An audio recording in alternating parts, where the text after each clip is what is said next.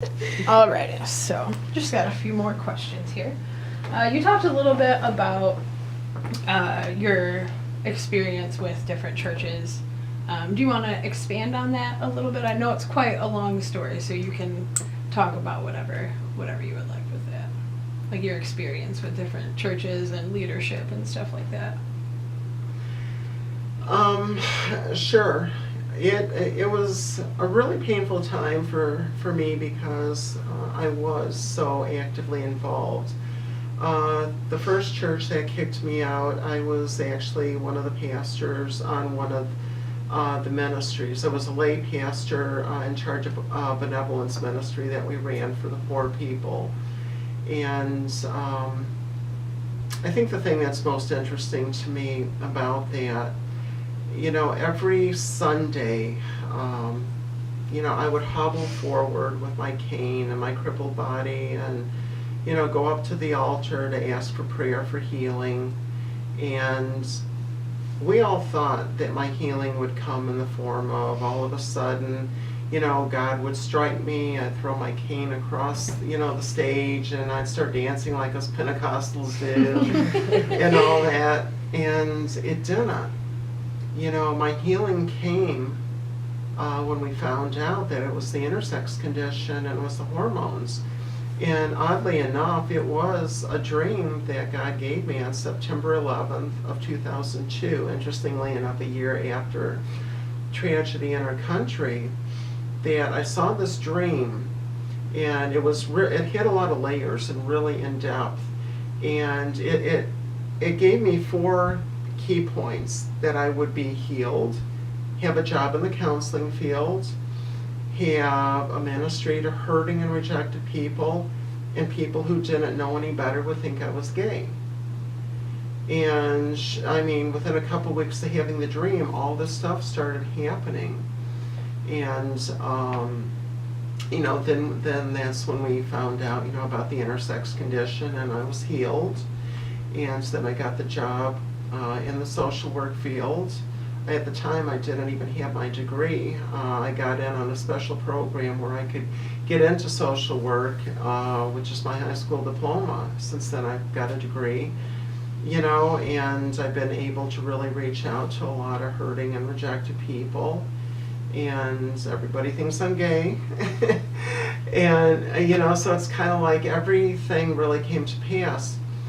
But because it didn't happen the way that we had it set in our minds that it would happen, that all of a sudden this was, something that wasn't of God, that it was evil. And each church I'd go to, like I went to this one really large church, and I figured, well, I can just blend in there, no one's going to notice me. Within the 3rd Sunday, I had the lead pastor and like 7 associate pastors and a small group leader all surround me. What's your agenda? Why are you here? What? I had one church where they said, well, you can't come here, you might be a pedophile. I'm like, where are your people's minds? Right. My mind was the only one not on sex. Their minds were all on sex. And the thing that hurt the most, everybody asked me what my genitals look like. It was like, never once did we get to talk about, what the pastor's genitals look like. But at the time, I was so broken and scared, I didn't have it in me to think something like that or even say it if I did, because I'm like, look, I'm scared. I don't even know what I am or what's going on. I've got no friends. I'm all alone. And, they couldn't even help me out. But I'll tell you who took me in, which I owe the gay and lesbian community in the Detroit area big time. I got in with an organization called PFLAG Detroit. It's an international organization, stands for Parents, Family, and Friends of Lesbians and Gays. And this organization, it kind of helps people when your loved one comes out gay, kind of helps you come to terms with it, but they also reach out to gay and lesbian people, and at the time, they were also reaching out to intersex people. Well, they were the ones who took me in, showed me love. You hear all kinds of unconditional love talked about in churches, but there were very few I ever seen it in practice. these people know how to love. And I'm still involved with them, and I'm also involved with the Jewish Gay Network. And you know, it was the LGBT community that took me in, told me everything's gonna be okay, you know, and just loved me until I could, you know, love myself and get the strength to do it. So I owe them big time. You said that you're currently attending a church right now that is accepting of you? Mm-hmm. It was really interesting. The first Sunday I was there, the pastor's wife told me come on up to the pulpit and give my story, which I never had that happen. Right. You know, so it's really cool. I mean, it'll be interesting to see what happens when people find out I'm dating a woman now, but we'll see. Well, the other question I was going to ask was what organizations you're involved in. You mentioned a few of them. Are there any other ones, or you want to give us any details about what you do with them? Well, right now it's because I'm so busy with so many things, I can't be as involved as I'd like to be. But PFLAG Detroit, I help them out on their events like Gay Pride here in Detroit and Ferndale. I help run a booth, which it's so powerful. What they do, you know, they give out their literature and that, and we give out a little sticker that says, you know, I received my PFLAG hug. And we just go up to people and ask, you know, do you want a hug? Then you get a sticker.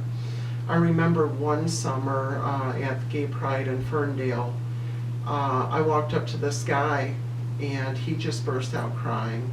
He said, you know, I just recently came out to my family as being gay, and he said, everyone's rejected me, I'm all alone, I'm scared, I was going to kill myself. That hug saved his life.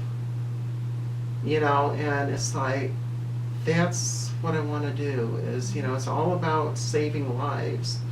You know, and then, you know, in the Jewish community, same thing, you know, a lot of people who are Orthodox Jewish, you know, it's really a lot like very conservative Christianity, you know, they don't go for that, and a lot of people when they come out, you know, they're shunned, you know, because it's more than, with the Jewish community, it runs really deep, you know, it's part of their whole life.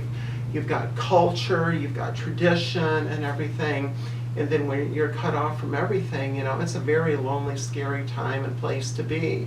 So that's why we reach out in that way, you know, and that's why eventually I really want to start a church and be a pastor for everyone, you know, where anyone who, whether you're LGBT, whether you've got any other form of disability, you know, whether you don't look like the rest of society thinks you should look or whatever. You know, it's about love. It's not about these stupid rules and traditions and everything like that people come up with. You know, because I'm tired of seeing people, you know, hurting themselves, you know, killing themselves over reasons that, you know, that are so ridiculous. I don't know who's it. That's the love of my life. That was actually all the questions that I had. Did you guys have anything additional? I think you covered a lot of my additional questions. Wow, your story is amazing. Thank you so much for letting us come in and Well, I'll tell you invade what, an I couldn't interrogation. have done it without God, because I tried to kill myself 11 times. It was so serious. Doctors told me I did it right. There was no reason for me to be alive, you know, but God had a purpose, and I'm seeing all the bad stuff I went through. It's like God put me through the doctorate program of life, you know? Yep. So. Is there anything else that you'd like to tell our audience, or anything you'd like to mention? Yeah, I guess all I can say is, you know, just have the courage to be you, because, you know, you're all right. You know, you've got a lot to give, a lot to offer, and if you're somehow seen as being different, there's a purpose. That's not an accident. That's not a mistake. You've got a very unique purpose. You know, and you know, just find the strength to be you, and Go where you're celebrated. You know, I think too many times we try to fit in with other people, but they're not exactly our tribe. You know, and I'm not saying that that makes them bad or wrong people. They're just not the people you need to be with, you know, because there's always enough people who are willing to cut you down. You know, you need to be with the people who celebrate you. And I'm finding that, I think that was one of my biggest mistakes, is I was in with the wrong people. You know, so find the ones who, you know, love you and accept you, and that's your tribe, you know, and go out and do your thing. I think one of the biggest lessons that I had to learn, I always wanted everyone to like me. You know, it's like I try to help everyone, and, you know, I'm always goody two-shoes and everything, and, you know, there for everyone. But there's a scripture. Jesus once told a story about how his sheep, you know, his followers, his people hear his voice. And I remember one time he said to me, you know, when I was praying, I'm like, you know, I just want everyone to like me. You know, he said, your sheep hear your voice. The people I've sent you to help, to reach out to, they flock to you. You don't even have to say anything. They're just attracted to you.